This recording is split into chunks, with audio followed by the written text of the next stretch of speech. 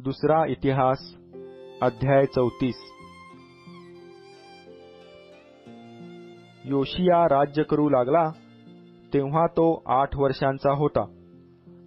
त्याने यरुशलेमेत 31 वर्षे राज्य केले। परमेश्वराच्या दृष्टीने जे बरे ते त्याने केले। ज्या मार्गाने त्याचा पूर्वज दावीद चालला त्यांनीच तोही चालला, उजवी डावीकडे वळला नाही। आपल्या कारकिर्दीच्या 8व्या वर्षी तो अल्पवयी असतानाच आपला पूर्वज दावीद याच्या देवाच्या भजनी लागला। 12व्या वर्षी तो उच्च स्थाने, आशेरा मूर्ती आणि कोरीव व ओतीव मूर्ती यहुदा व यरुशलेम यातून काढून टाकू लागला। लोकांनी त्याच्या समक्ष बाल मूर्तींच्या वेद्या मोडून टाकल्या। त्यांच्या वरल्या भागी असलेल्या सूर्यमूर्ती त्याने फोडून तोडून टाकल्या। आशेरा मूर्ती आणि कोरीव व ओतीव मूर्ती त्याने फोडून त्यांचे चूर्ण केले व ते चूर्ण जे त्यास यज्ञ करीत असत त्यांच्या कबरांवर पसरले।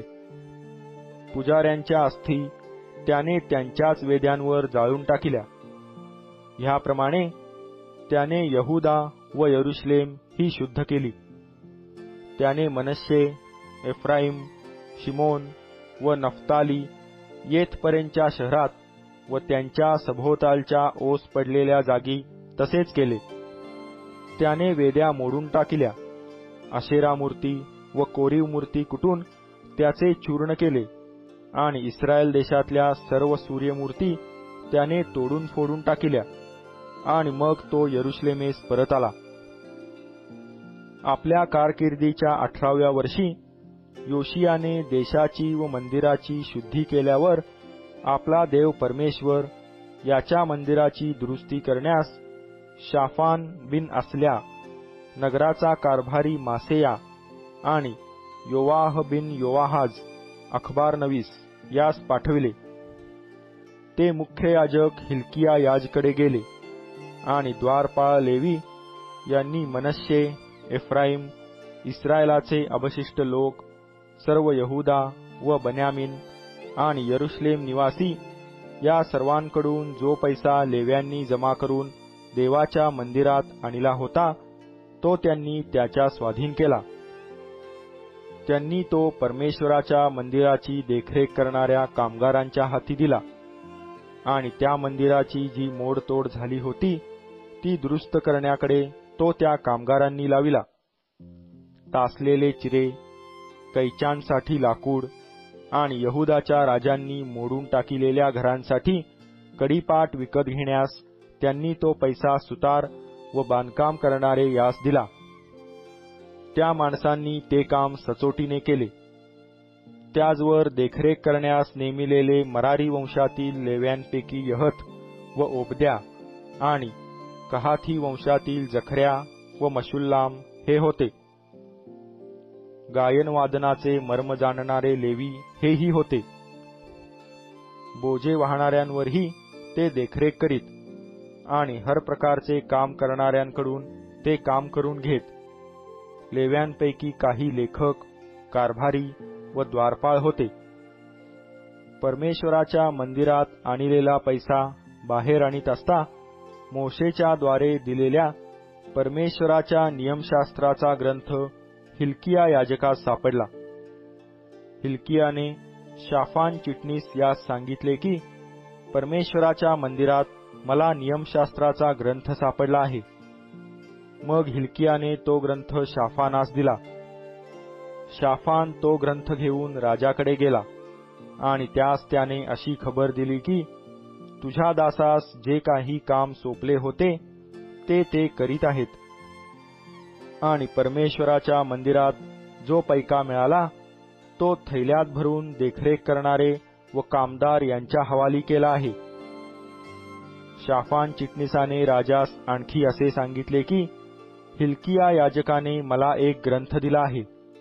शाफानाने तो राजास वाचून दाखविला। त्या नियमशास्त्रातली वचने राजाने ऐकली तेव्हा त्याने आपली वस्त्रे फाडिली। मग राजाने हिल्किया, अहिकाम बिन शाफान, अब्दोन बिन मिखा, शाफान चिटणीस व राजसेवक असाया यास आज्ञा केली की हा जो ग्रंथ सापडला आहे त्यातील मजकुरासंबंधाने तुम्ही जाऊन माझ्यातर्फे आणि इस्रायल व यहुदा यात जे शिल्लक राहिले आहेत त्यांच्यातर्फे परमेश्वराला प्रश्न करा. या ग्रंथात जे सर्व लिहिले आहे ते करण्याच्या बाबतीत आमच्या वाडवडिलांनी देवाची आज्ञा पाळली नाही, म्हणून परमेश्वराने क्रोधाची वृष्टी आम्हावर केली आहे, ती फार मोठी आहे. मग हिल्किया व राजाने आज्ञा केलेले इतर लोक हे संदेष्टी हुल्दा हिच्याकडे गेले. ही शल्लूम बिन ताकहत बिन इस्रा नावाच्या जामदाराची स्त्री असून त्यावेळी यरुशलेमेत दुसऱ्या पेठेत राहत होती. तिच्याकडे जाऊन तिला त्यांनी हे कळविले. तेव्हा ती त्यास म्हणाली, इस्रायलाचा देव परमेश्वर म्हणतो, ज्या पुरुषाने तुम्हास मजकडे पाठविले त्यास जाऊन सांगा. परमेश्वर म्हणतो, पहा, यहुदाच्या राजासमोर जो ग्रंथ वाचिला त्यात लिहिलेल्या सर्व शापांप्रमाणे मी ह्या स्थानावर व येथील रहिवाशांवर अनिष्ट आणीन. कारण त्या लोकांनी मला सोडून देऊन अन्य देवांपुढे धूप जाळीला आहे आणि आपल्या हातांनी घडिलेल्या सर्व वस्तूंमुळे मला संतप्त केले आहे. म्हणून या स्थानावर माझ्या क्रोधाची वृष्टी झाली आहे, तो शांत व्हावयाचा नाही. तथापि ज्याने तुम्हास परमेश्वराला प्रश्न कराव्यास पाठविले त्या यहुदाच्या राजास जाऊन सांगा, इस्रायलाचा देव परमेश्वर म्हणतो, ही वचने ऐकून तुझे हृदय मृदू झाले, तू देवापुढे नम्र झालास आणि या स्थानाविरुद्ध व येथल्या रहिवाशांविरुद्ध मी सांगितले ते ऐकून तू दीन होऊन आपली वस्त्रे फाडून माझ्यासमोर रडलास. म्हणून मी तुझी विनंती ऐकली आहे, असे परमेश्वर म्हणतो. पहा, मी तुला तुझ्या पितरांशी मिळवीन, तुला तुझ्या कबरेत शांतीने पोचवितील. जो गहजब मी या स्थळावर व येथल्या रहिवाशांवर आणणार आहे तो तू आपल्या डोळ्यांनी पाहणार नाहीस. त्यांनी परत येऊन राजाला हे कळविले. मग राजाने यहुदातील व यरुशलेमेतील सर्व वडीलजनास बोलावणे पाठवून जमा केले. यहुदा येथील सर्व लोक, यरुशलेमेतले सर्व रहिवासी, याजक, लेवी अशा सर्व आबालवृद्धास बरोबर घेऊन राजा परमेश्वराच्या मंदिरी गेला. परमेश्वराच्या मंदिरात सापडलेल्या कराराच्या ग्रंथातील सर्व वचने त्याने लोकास ऐकू येतील अशी वाचून दाखविली. मग राजाने आपल्या स्थानी उभे राहून परमेश्वरासमोर असा करार केला की मी परमेश्वराचे अनुसरण करीन, त्याच्या आज्ञा, निर्बंध व नियम जीवेभावे पाळीन व त्या ग्रंथातील कराराच्या वचनांप्रमाणे वर्तेन.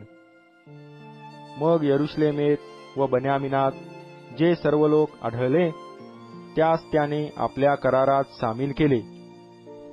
यरुशलेमकर आपल्या वडिलांच्या देवाच्या कराराप्रमाणे वागू लागले. इस्रायल लोक ज्या ज्या देशी होते तेथून योशियाने सर्व अमंगळ वस्तू काढून टाकल्या आणि जितके इस्रायल त्यास मिळाले तितक्या सर्वांस त्याने त्यांचा देव परमेश्वर याची उपासना करावयास लाविले. त्याच्या सर्व कारकिर्दीत त्यांनी आपल्या वाडवडिलांचा देव परमेश्वर यास अनुसरावयाचे सोडिले नाही.